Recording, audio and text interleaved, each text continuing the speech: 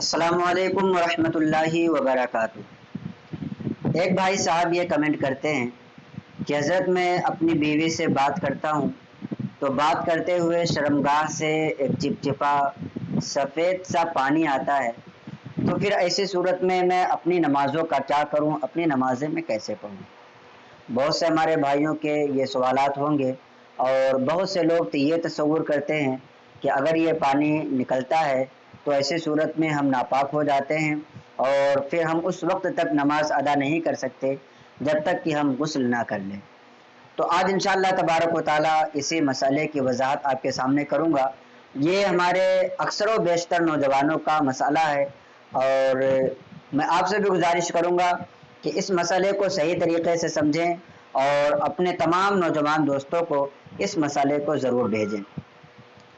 मसला क्या होता है कि जब हम अपनी बीवी से बात करते हैं या कोई अगर किसी लड़की से बात करता है तो शहवत की बातें होती हैं और फिर लड़की की आवाज़ ऐसे मुतासिर कुन होती है कि फिर दिल में शहवत का अंदेशा होने लगता है और उसी शहवत के वजह से इंसान की जो शर्मगाह होती है, अब वो चाहे मर्द हो चाहे औरत हो, दोनों की शर्मगाह से एक चिपचिपा सा पानी निकलता है।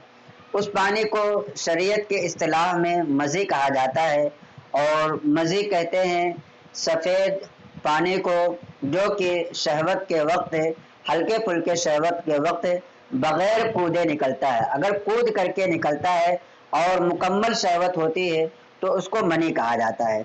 लेकिन जब हम बात करते हैं तो आम तौर पर अब वो चाहे मर्द को वो चीज़ निकले चाहे औरत को, ये दोनों को निकलने वाला ये जो पानी होता है ये मज़ी ही कहलाता है। अक्सर व बेशतर मामला यही है। अगर कोई कमज़ोर हो, इतना ज़्यादा कमज़ोर हो कि उसको बर्दाश्त नहीं होता है तो फिर मनी निकल सकती है, लेकिन 99% मामला यही है कि जो ये पानी निकलता है वो मज़ी कहलाता है।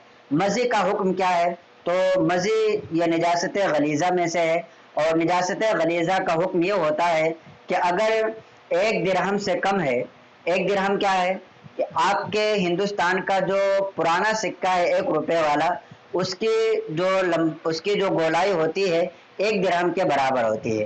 तो अगर 1 दिरहम से कम है तो फिर कपड़े पर जहाँ भी लगा है उस कपड़े के उस हिस्से को धोना ये सुन्नत है। अगर बगैर धोए किसी ने नमाज पढ़ ली तो नमाज हो जाएगी, लेकिन धो लेना बेहतर था। अगर 1 दिरहम के बराबर है तो फिर उस जगह को जहाँ पर भी कपड़े के जिस हिस्से में, चाहे वो लुंगी हो, पायजामा हो, पैंट हो, अंडरवियर हो, कपड़े का जो भी हिस्सा हो उतने हिस्से को धोना वाजिब है। अगर कोई शख्स नहीं धोता है तो ऐसे सूरत में नमाज वाजिबुल इआदा होगी, यानी ऐसे नमाज का दोबारा पढ़ना वाजिब और ज़रूरी होगा। अगर 1 दिरहम से ज़्यादा है तो फिर इसकी सूरत यह है कि उस चीज़ को धोना फ़र्ज है। अगर कोई शख्स बगैर धोए नमाज पढ़ लेता है तो उसकी नमाज ही नहीं होगी, उसको धो करके फिर से नमाज पढ़ना पड़ेगा। बगैर धोए अगर कोई शख्स नमाज पढ़ता है तो नमाज नहीं होगी। ये तो मसला था कि अगर 1 दिरहम से कम है तो धोना सुन्नत है, 1 दिरहम के बराबर है तो धोना वाजिब है, 1 दिरहम से ज़्यादा है तो धोना फ़र्ज है। अब कई ऐसा भी होता है कि हम बात करते हुए रहते हैं और कपड़े के कभी यहाँ लगा, कहीं यहाँ लगा, कहीं यहाँ लगा, यानी कई कई जगह पर एक एक बूंद करके कई जगह पर लगा और हमें ये पता नहीं चल रहा है कि कहाँ कहाँ लगा है। तो फिर ऐसी सूरत में जहाँ जहाँ आपको निशानात दिख रहे हैं वहाँ वहाँ धो लेना आपके लिए ज़रूरी है। लेकिन आप ये देख रहे हैं कि 2-3 जगह लगा है और थोड़ा थोड़ा करके लगा है, जहाँ भी लगा है वहाँ 1 दिरहम से कम ही है।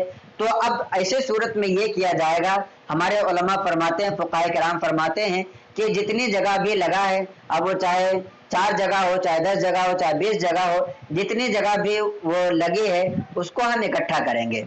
यानी इकट्ठा करने का मतलब ये होता है कि अगर इन तमाम लगे हुए चीज़ों को एक जगह कर दिया जाए तो क्या वो दिरहम के बराबर होगा या 1 दिरहम के मिक़दार से ज़्यादा होगा या 1 दिरहम से कम होगा। अगर 1 दिरहम के मिक़दार से ज़्यादा है तब तो धोना फ़र्ज है, बगैर धोए कोई नमाज पढ़ेगा तो नमाज नहीं होगी। अगर 1 दिरहम के बराबर है तब धोना वाजिब है। अगर किसी ने बगैर धोए नमाज पढ़ लिया तो नमाज तो हो जाएगी, लेकिन नमाज को दोबारा पढ़ना वाजिब होगा। اگر 1 درہم سے کم کی مقدار بنتی ہے تو پھر اس کا دھونا سنت ہے۔ اگر کوئی شخص بغیر دھوئے نماز پڑھتا ہے تو نماز ہو جائے گی، البتہ دھو لینا بہتر تھا۔ تو امید کرتا ہوں کہ آپ کو یہ مسائل اچھی طریقے سے سمجھ میں آ گئے ہوں گے۔ اپنے دوستوں احباب کو بھی اس کلپ کو زیادہ سے زیادہ شیئر کریں تاکہ انہیں بھی دینی معلومات حاصل ہوں۔ السلام علیکم ورحمۃ اللہ وبرکاتہ۔